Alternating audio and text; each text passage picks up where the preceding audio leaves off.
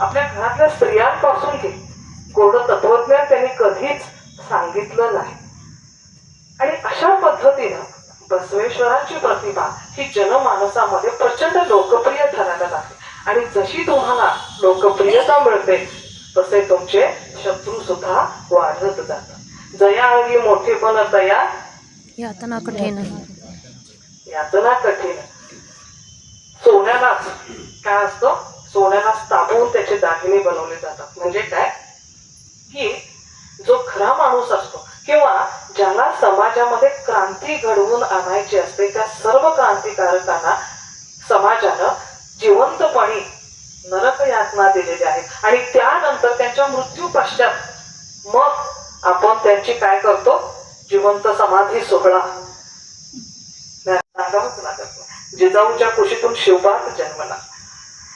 आणि मग बसवेश्वरांचं असं झालं की त्यांची जशी लोकप्रियता वाढायला लागली दरबारामध्ये, तशीच त्यांच्या विरुद्ध कटकारस्थान करणारी माणसं सुद्धा निर्माण व्हायला लागली. आज आपण टीव्ही सिरियल मध्ये बघतो बघा, कधी कधी इतकं बोर होतंय. कटकारस्थानांचा शापच आहे माणूस केला. माणसाने माणसाशी माणसासम वागणे. किती साधी सुंदर सरळ हे जीवनाचं तत्वज्ञान आहे. तिच्या अनुषंगाने फक्त वर्षातून एकदा एकत्र यायचं, फोटोला हार घालायचं इतकंच बसवेश्वरांना अपेक्षित नाही. बसवेश्वरांचं जे कार्य आहे, बसवेश्वरांचं जे आचार विचार होते, बसवेश्वरांची जी शिकवण होती ती आपण अंगीकारली पाहिजे. आज सुद्धा त्या विचारांची, त्या शिकवणीची गरज आहे. आणि इतकंच नाही तर माझी अशी विनंती आहे की आपण आपल्या पुढच्या पिढीला सुद्धा ती शिकवण सांगितली पाहिजे. आज आपल्या मुलांना वीरशैव धर्म काय माहिती आहे? बसवेश्वर कोण होते, त्यांनी काय केलं, 700 वर्षानंतर सुद्धा आपण बसवेश्वर जयंती का साजरी करतो हे त्यांना धर्मांधता म्हणायची. आपल्याला धर्मांधता करायची नाहीये, पण आपल्या धर्मावर प्रेम करायचं. हिंदवी स्वराज्य व्हावे ही श्रींची इच्छा म्हणणारे शिवाजी महाराज त्यांना फक्त हिंदू लोकांचं राज्य निर्माण करायचं नव्हतं, तर त्या हिंदवी स्वराज्यामध्ये रयतेचं राज्य त्यांना निर्माण करायचं होतं. रयत म्हणजे कोण? सर्वसामान्य माणसं जी राबत होती आणि त्यांच्या कष्टावर जे राज्य चालत होतं, त्या रयतेचं राज्य महाराजांना स्थापन करायचं होतं. प्रेयसीसाठी झटणारा, लढणारा, आईचं हिंदवी स्वराज्याचं स्वप्न पूर्ण करणारा एकटाच राजा त्या जगानं बघितला आणि तो म्हणजे राजा शिवछत्रपती. आज अक्षय तृतीया आहेच, त्याच्याबरोबर परशुरामांची पण जयंती आहे. त्याच्यानंतर शिवाजी महाराजांची सुद्धा परंपरेनं जयंती आहे आणि बसवेश्वरांची सुद्धा जयंती आहे. तर आज आपण सर्वजण ह्या अनुषंगानं एक प्रतिज्ञा करूया. आपण आपल्याशीच प्रतिज्ञा करूया की मी आचरणात आणणार, माझ्या पुढच्या पिढीला हा वारसा मी सुपूर्द करणार आणि बसवेश्वरांचा एक शरण, एक अनुयायी मी होणार.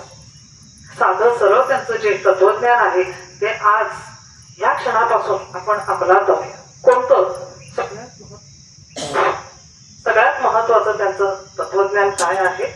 स्वातंत्र्य. म्हणजे काय की प्रत्येक जीवन आम्ही फक्त जगात असतो, जगू द्या, आपल्या इच्छेनुसार विसरतो असं नको.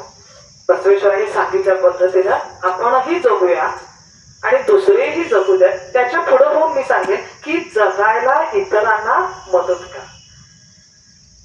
त्यानंतर लिंगभेद त्याच्यावर बसवेश्वरांनी घणाघाती प्रहार केले. स्त्री असो पुरुष असो प्रत्येकाला जगण्याचा अधिकार आहे.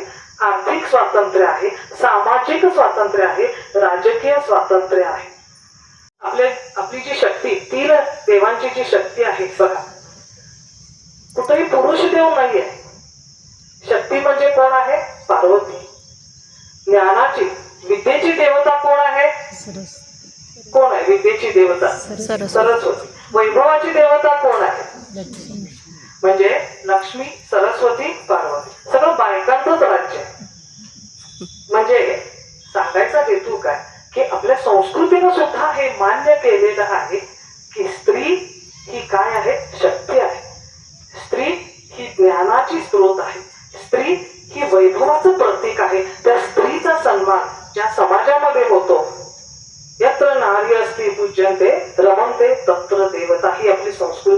जिथं स्त्रीचा सन्मान होतो तिथं साक्षात परमेश्वर वास करत असतो.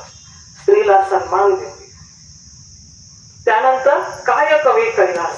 आणि आपल्या कष्टानं आपण जे मिळवतो ते आपलं आहे, तेवढ्यावरच आपला अधिकार आहे. म्हणून बघा की आपल्याला गरोदरपणी रामायण वाचायला सांगतात, महाभारत वाचायचं नाही. कारण त्यागावर आधारित आहे ते रामायण आणि भोगावर आधारित आहे ते महाभारत. रामायणामध्ये लक्ष्मण आहे, ते उदाहरण काय आहे बघा लक्ष्मणाचं, की जेव्हा सीतेचं हरण होतं आणि रामाला काही दागिने सापडतात त्यावेळी राम लक्ष्मणाला विचारत असतो, अरे हे बघ, हे कानातलं हे सीतेचं होतं का? लक्ष्मण म्हणतो मला माहिती नाही. बांगड्या बघ सीतेच्या होत्या का? मला माहित नाही. हे जोडवी बघ सीतेचे होते का? हो. आणि मग राम म्हणतो अरे बाकीचे दागिने तुम्हाला माहित ना? तर त्यावेळी लक्ष्मणाला सांगितलं, बघा ही नीतिमत्ता बघा रामायणामध्ये.